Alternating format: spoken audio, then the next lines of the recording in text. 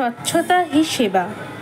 কাটোয়া শহরকে পরিচ্ছন্ন রাখতে ও গঙ্গাকে দূষণমুক্ত করতে পূর্ব বর্ধমান জেলা sports and physical culture association ও পূর্ব বর্ধমানের নেহেরু যুব কেন্দ্রের যুগ্ম সহযোগিতায় কাটোয়ার ক্রীড়াবিদরা সুবোধ স্মৃতি রোড ইন্দিরা গান্ধী মূর্তি হইতে কাটোয়া কাশীগঞ্জ পাড়া ঘাট পর্যন্ত সাফাই অভিযান করেন ও কাটোয়া কাশীগঞ্জ পাড়া গঙ্গা ঘাটে স্নান করতে আসা মানুষদের গঙ্গাকে দূষণমুক্ত রাখতে ও প্লাস্টিক বর্জন সহ জল অপচয় না করা, গাছ লাগানো, যত্রতত্র নোংরা আবর্জনা না ফেলার ও পরিচ্ছন্নতার বার্তা দেওয়া হয়।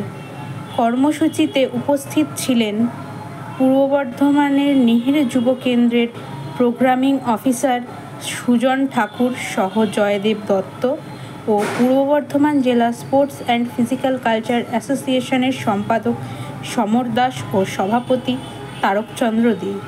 এই উদ্যোগকে সাধুবাদ জানিয়েছেন কাটোয়াবাসী।